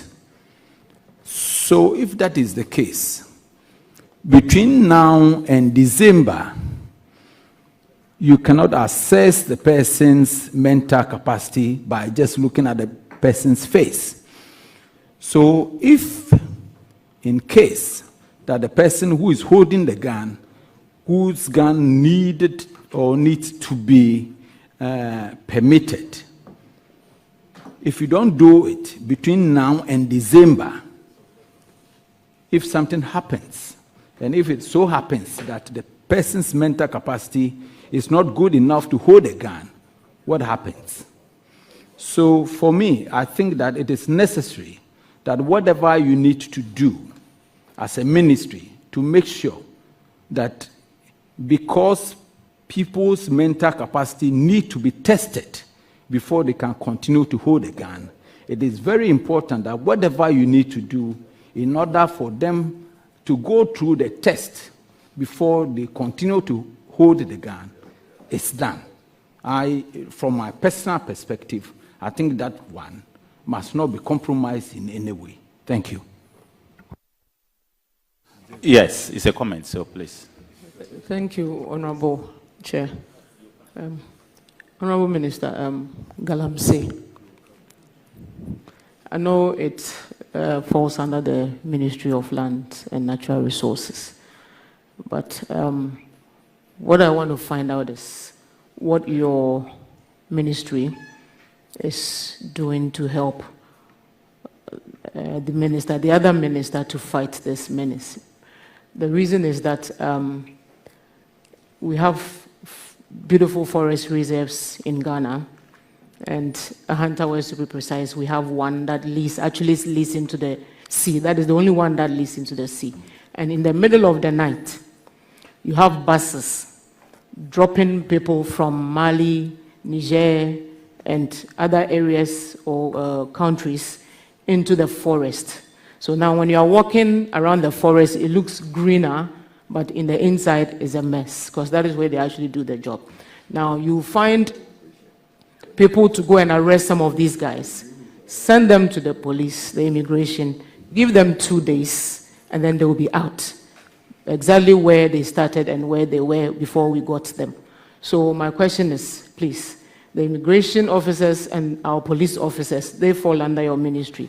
What are they doing, or what are you doing with them to help our minister, the Lands and Natural Resources Minister, to fight this? Because it's looking like they are even involved or they are not helping with this fight. Well, Mr. Chair, I mean, this is a problem that has bedeviled us, and with the establishment of NIMOS, we're hoping that we're going to have much progress. So last month or so, we decided to change the whole operational team. And within the operational team, we have the national security, we have the police, we have the immigration, all of them, the military and what have you. So those changes have been made. And I also serve as a member of the team, the ministers, because the national security, the lands minister, the attorney general, and some few others, we constitute the committee that is oversighting that. So yes, it's a challenge, but we have assured ourselves that this is something that we need to be doing periodically. So we vow that every 3 months, we meet more frequently, but every month we need to assess the work that they are doing. And depending on the progress that they made, we should not be tired of rotating the officers. Because sometimes when you leave one group of people there for long, instead of them dealing with the problem, they become part of the problem. So that's what we are currently doing for now. That's what I would say. Thank you. Sorry, just a follow-up, please. So does that include, sorry, Minister, police officers that have been in a particular area or Galamsey area for a long time, because then they get used to the area and then they are part of what is happening. Is there something that is being done about their transfers? Like, when you stay at a particular area for a long time and you get yourself, you be transferred to a different area where there's no Galamsey or something, and just like a reshuffling thing going on? Yes, I mean, based on the police regulation is of the CI 76, no officer is supposed to stay at one place for more than 7 years. So yes, and then some of them have stayed at one place for too long, and you are right, instead of them being those solving the problem, they become part of the problem because they are so familiar with the community. And instead of using their knowledge of the community to rather help, they now become part of the challenges. And you see that since the current IGP came, a lot of those transfers have been there. But the challenge you have is that you cannot do it, because some people have been there for long. You cannot do all of it at a go. You break the system. So you do it gradually, you allow briefing space, then you continue. So he's been doing it. And I want to assure you that I'm sure many of those that are around your place that are involved in this, very soon it will be their turn to move to other places. Thank you, Chair. Yes, you are the last. Okay, you very much, Chairman. Mr. Minister, I know you have in your possession some excavators that were seized. Flooding has come. For some of us, our areas, the MPs would have to, if you come to my constituency, for instance, I have to, even though I'm 2B and is situate in my constituency, and we have about 25 seized excavators there, I will have to go around searching for excavator to do dredging, etc. What plans do you have in respect of these excavators for maybe the districts, municipalities, etc., to make good use of them? And secondly, when are the first batch of applicants going for training? Okay, Chair. With regards to the excavators, remember, it's not all the excavators that you see parked that have been seized, that have been confiscated to the state yet. Some of them are at court. But we currently have, I think, a little over 80 that has been determined, and it's with the Forestry Commission. And it is that one that, in that meeting, that we agreed that 70 of that should be given to NADMO to distribute across the country for this dredging and other things. This was since last month. But interestingly, one of the things that we realized when now NADMO had to go and pick them, you know, when they go chasing them and they are runner, they take the motherboard away. So now you have it standing there as an excavator. You cannot start it and move it. So they are now going through, in fact, yesterday we held a meeting. They are now going through to see how we can get those that have been released to NADMO to be functional so that they can assist in the work. Yes. Thank you, Chair. And then the last one that you were saying, you know, we are almost done with everything with regards to the recruits. In fact, our original target was to get them to go to training by 1st of July. And then the other challenges, a lot that are not had to do with the process, but other things that have things. So they were even said that Minister, why not let us even target end of this month? If those other things that are supposed to be done, that we don't have control over, are done, then we are sure that when they arrive on campus, they are on the training ground, they are not going to starve. So those things are those that we are chasing. Once we get them, believe me, I'm very optimistic by the close of this month, they should be reporting for training. Thank you, Chair. So you, yeah, that's the question. Okay, please go ahead. Thank you.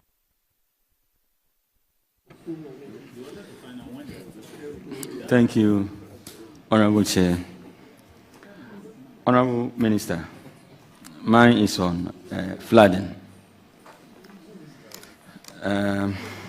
Let me, first of all, solidarize with the victims and also commend His Excellency the President for the action taken so far and your entire team.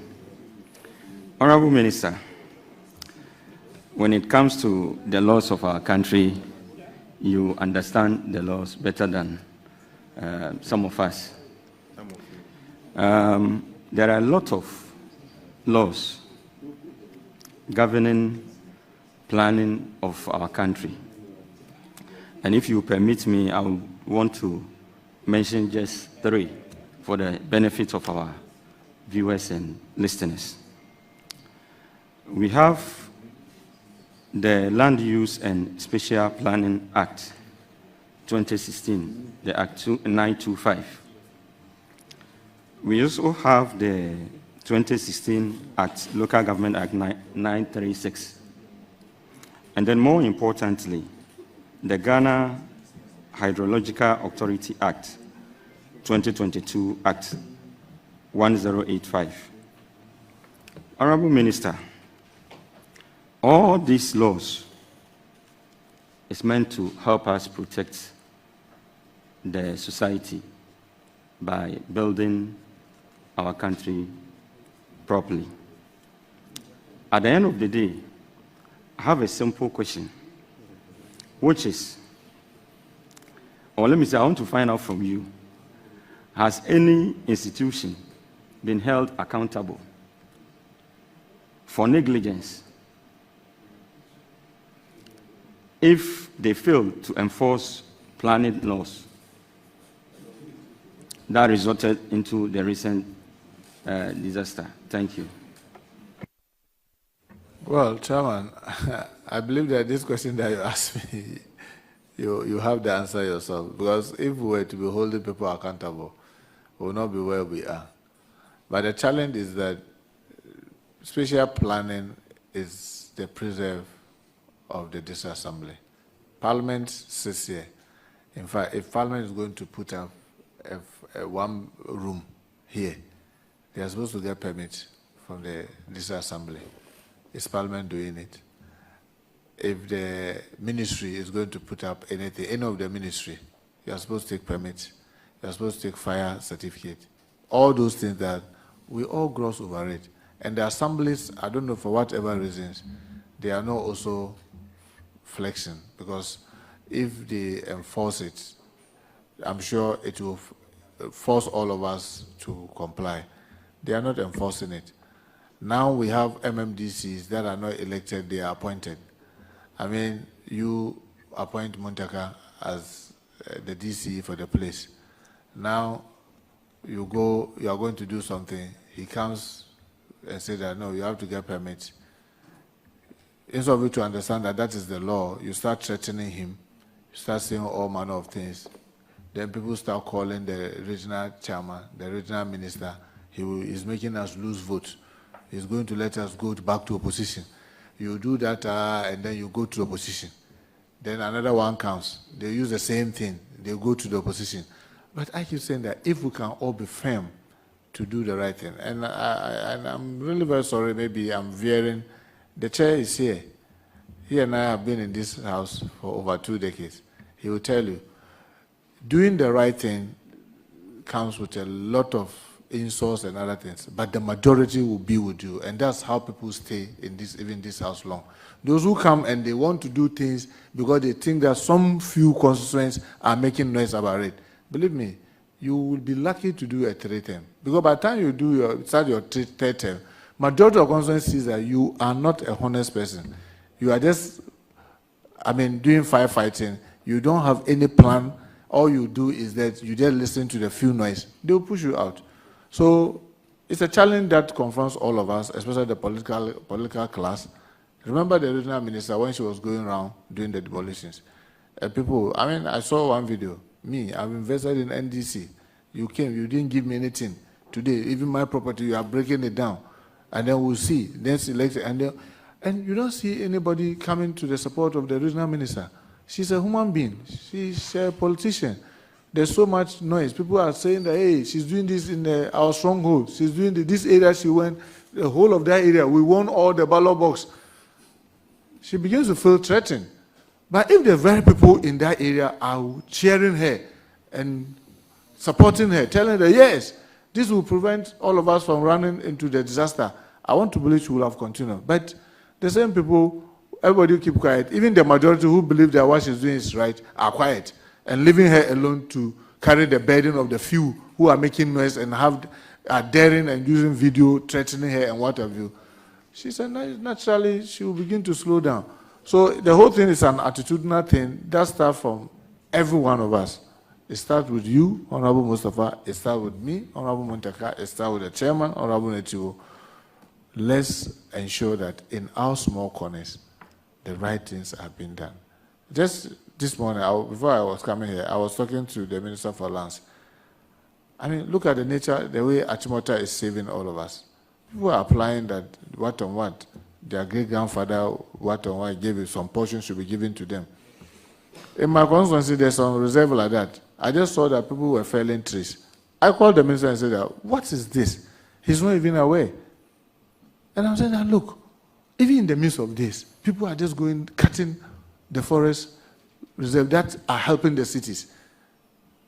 In the name of, we want portion of it. You want portion of it to do what with it? The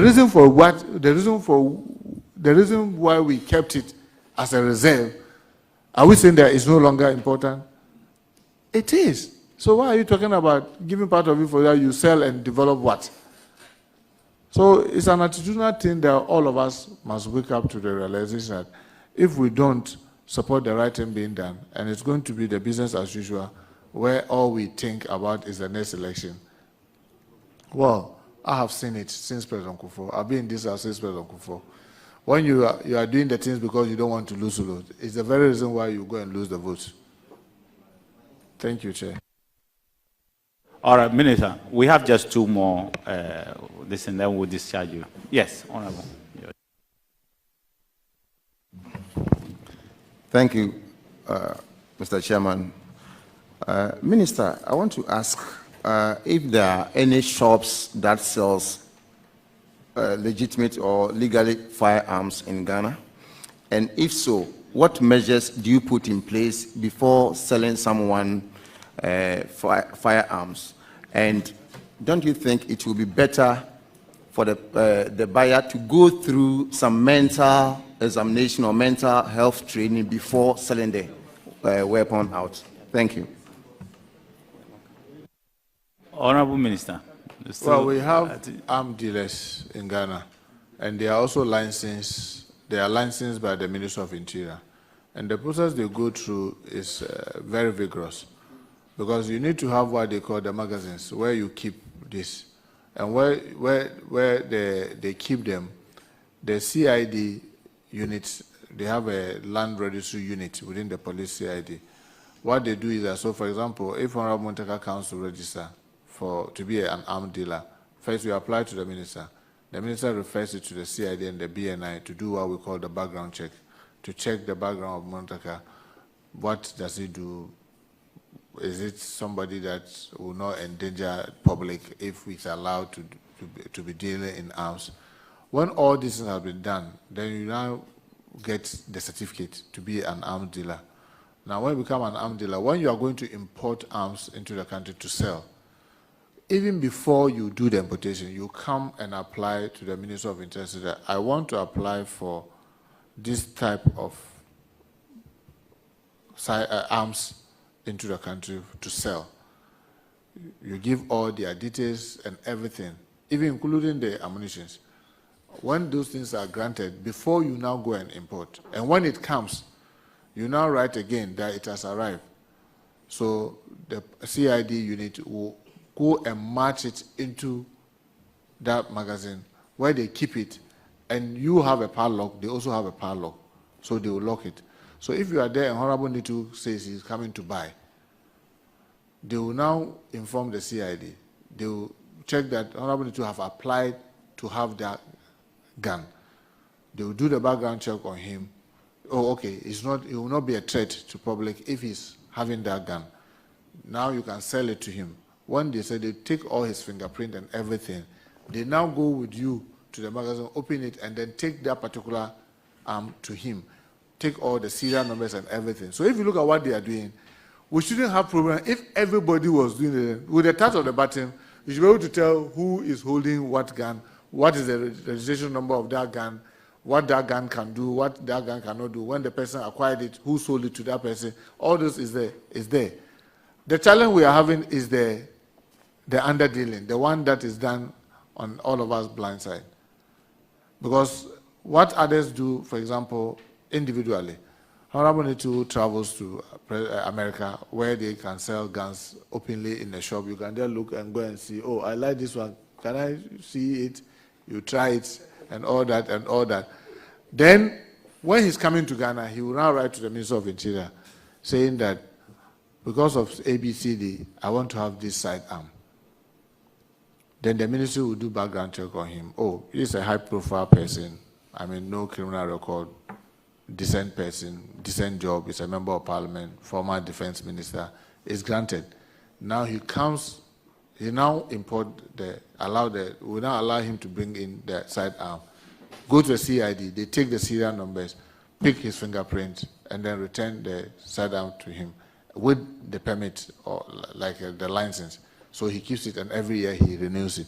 So if you look at the process, yes, it's a bit vigorous, but the record keeping is there, and it's digitalized.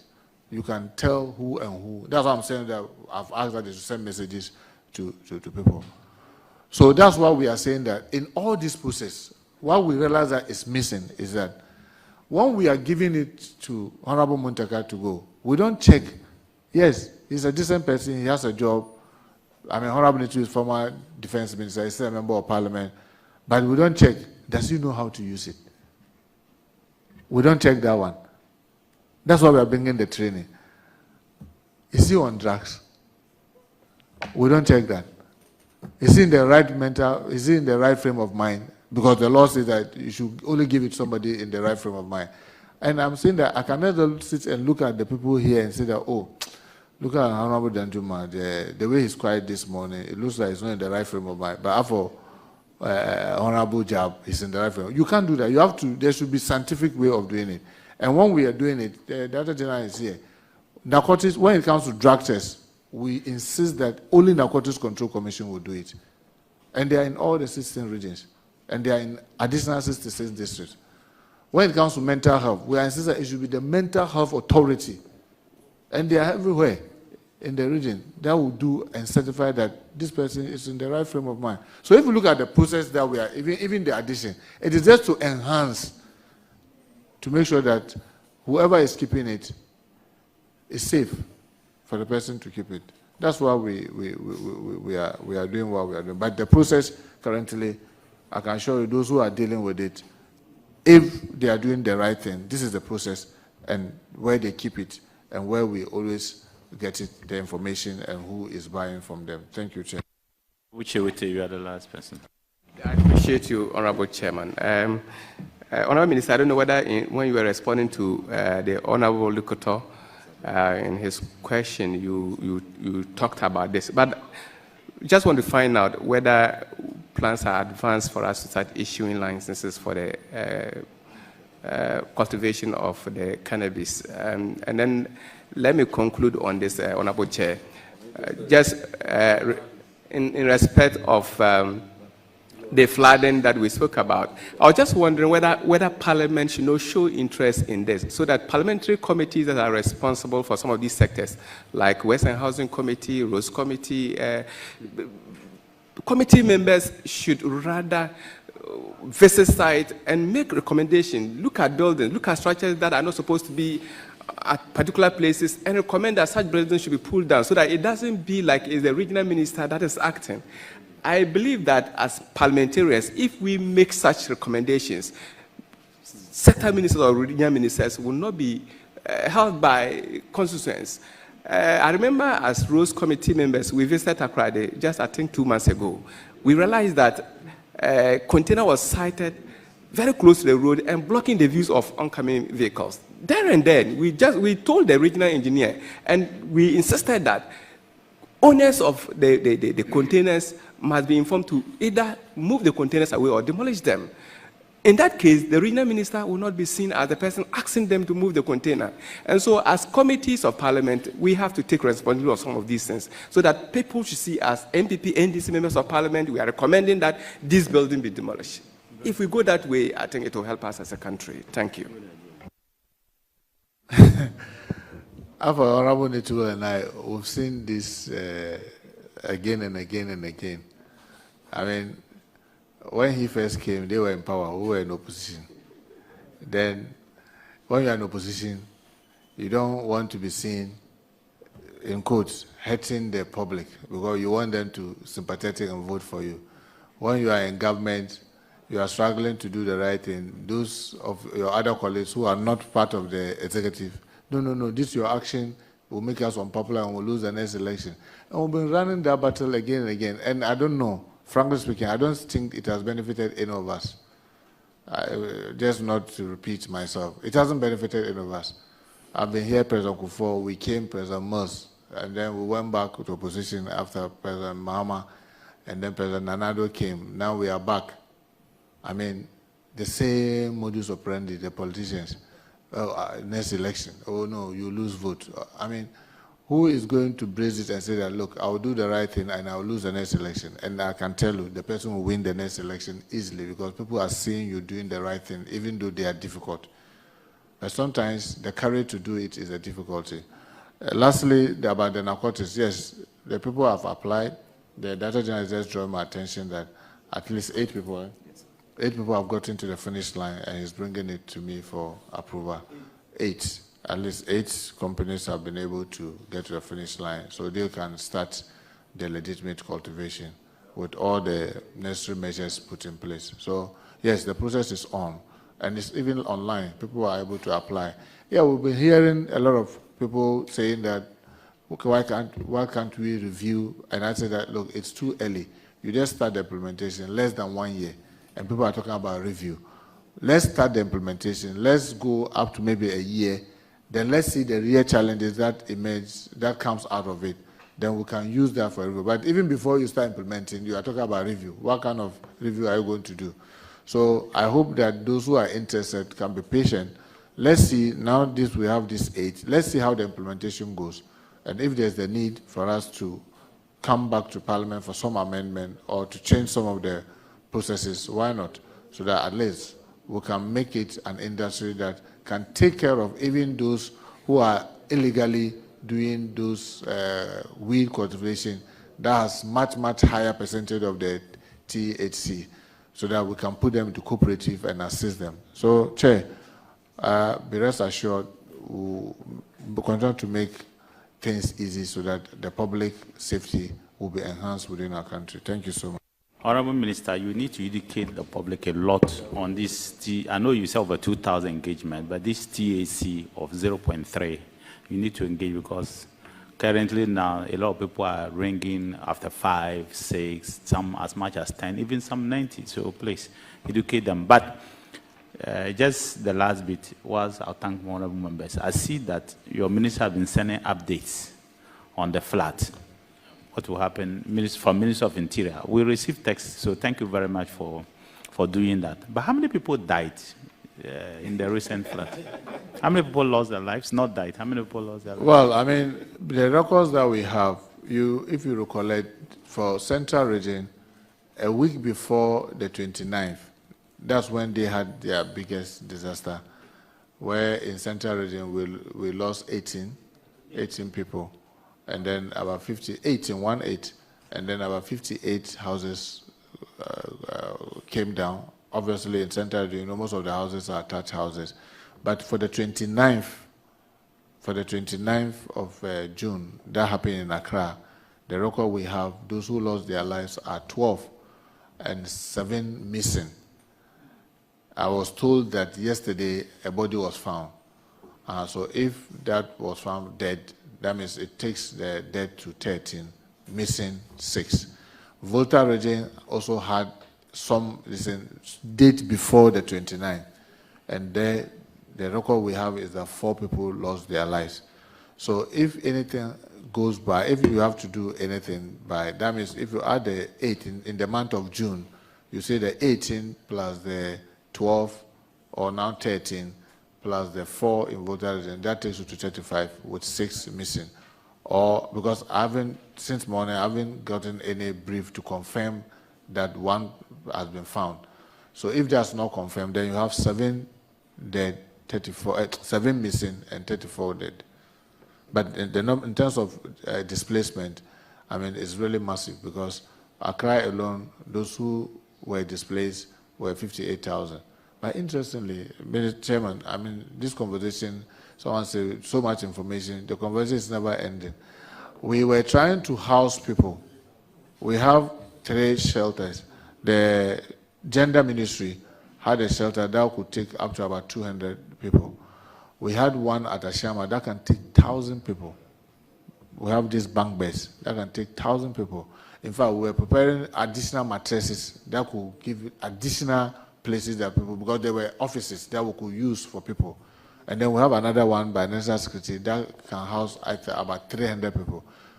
Chairman, we're going around asking people, come and let's go. And people say, no, just give me the relief item. I have a cousin who is assisting me. I have a niece, or I have a brother. People refuse, and we will say that because you are displaced, I'm going to use the military to force you into a bus and go and keep you where you don't want. In fact, the Gender Ministry, out of panic, one afternoon, went and cooked food, because she was told that some people were stranded in Domi. She got there and there was nobody in that church to eat that food.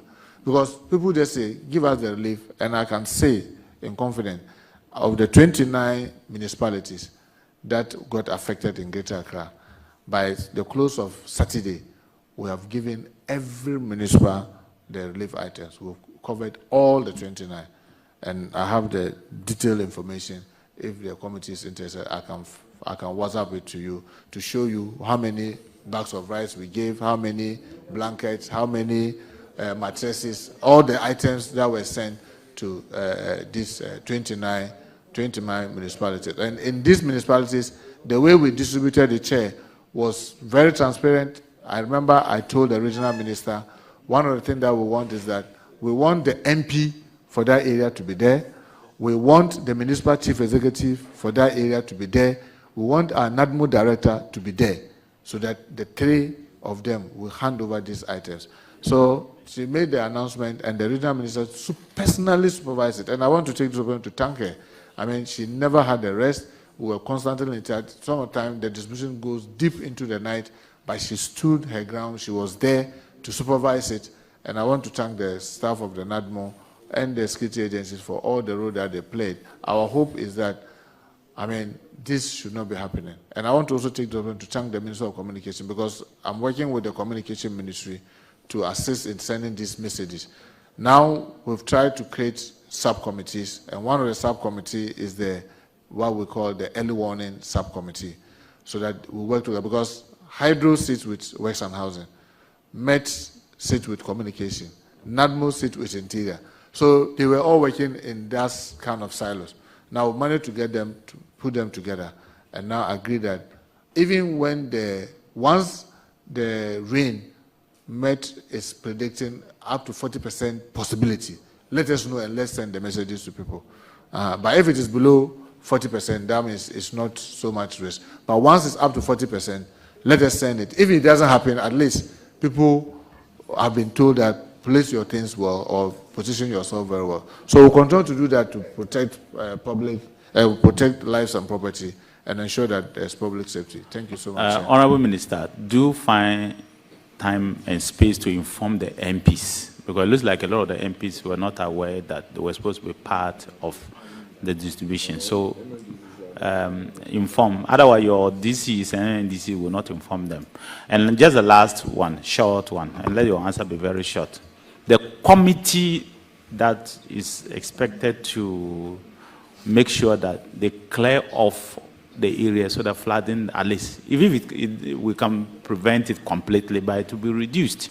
Because you and me know that a lot of our gutters are choked. People have built where they are not supposed to build.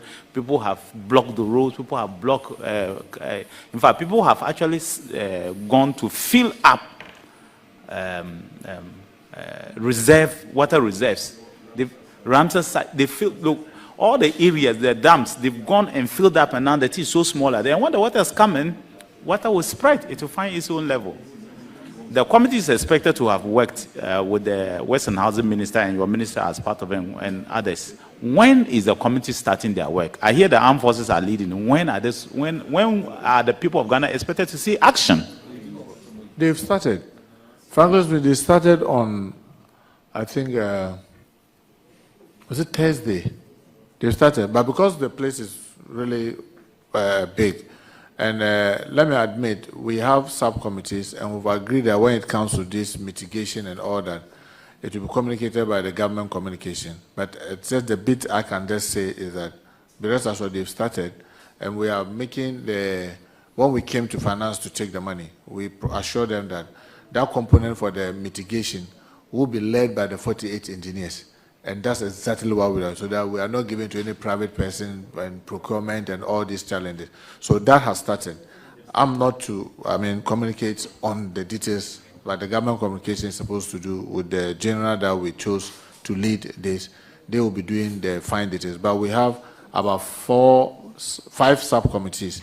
The committees are the mitigation subcommittee. They are those to do the dredgery, try to clear the garbage, the silt, and those things. That's led by the 48 engineers. We have the relief and donation subcommittee that is led by Interior and NADMO in terms of the relief item distribution. We'll have the mitigation, what we call the early warning subcommittee led by the Communication Minister to ensure that people get timely messages and what have you. And then we'll also have the sanitation and health that is led by the local government minister and the health minister. For the others, the waste that is the filth that is filling our street, the health issues, because once you have flooding, if you are not careful, cholera sets in, typhoid, and other health-related issues. So you see that they are also sending messages reminding people, eat warm food, don't eat cold food, wash your hand, and all that. Use sanitizer as much as possible, and then make sure that you are using what do you call alum and chlorine in the water. If you see the face of the water is not very good, and all that. So it's a multi kind of thing that we are doing, but we'll be meeting. Even yesterday, there was that meeting to review, since the flood, where are we? What progress has everybody made? And all of us presented a report, what we've been able to do in the last week. So all this will be communicated, but the mitigation committee have started. Honourable Minister, a member wants to acknowledge something. Yes, Honourable Minister, I am only here to express my gratitude to you personally for your intervention. And when the dam spillage occurred in my constituency, I called upon you and you came through, and I want you to know I'm extremely grateful. The people of Wejagbawe are grateful. Save that, I was wondering why you are not a member of the Anti-Flood Task Force Committee. Honorable Minister, he says, thank you. You did well. And please, at a point, this committee may visit the assurances you made. And if there is a need to get in touch with you to let you know that we will come and assess whether these assurances are indeed what you have said, we would get you to know. I want to thank you. Our next guest will be the Minister for Foreign Affairs. He was the chair of this particular committee before. I have not yet discharged him. He was the chair of this committee, so that will be our next guest for this. And I hope that he and his people would appear. Even if the minister is not here, the deputy should be here. And you know that Parliament, for example, it is the people, we are the representatives of the people. The people have sent you to go and do work. And when they need you, they'll call you to come and account to them. So there is no minister, no ministry that this committee or any other parliamentary will call and you will not appear. Chair, I hope you are not talking to me. I'm not talking to you. You are a member of cabinet. You have done well, so I'm not talking to you. But I'm saying that... So I'm discharged. You are not yet discharged. Yes. So, Honorable Minister, we have heard you.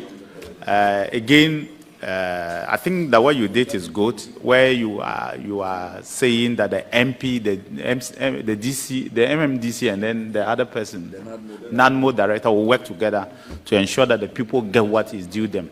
So we need the representative of the people, as already started. We need the representative of the president, that is the MMDC, and then we need the people who in charge of it, which is the people in charge are the NANMO people, so that the three groups will do that and distribute it. No one should be left out. And I think you should ensure that that is exactly what it is. We are in times of need, and when people are in times of need, there's no politics. And so we must all put our hands to help so that we can get it. Honorable Minister, I want to thank you very much for calling upon this committee. You are a leader, you were a leader, you are still a leader, and we are very grateful for your presence. As I said, when we need you, we'll call you back. But for now, you are discharged. Thank you. Thank you very much, sir.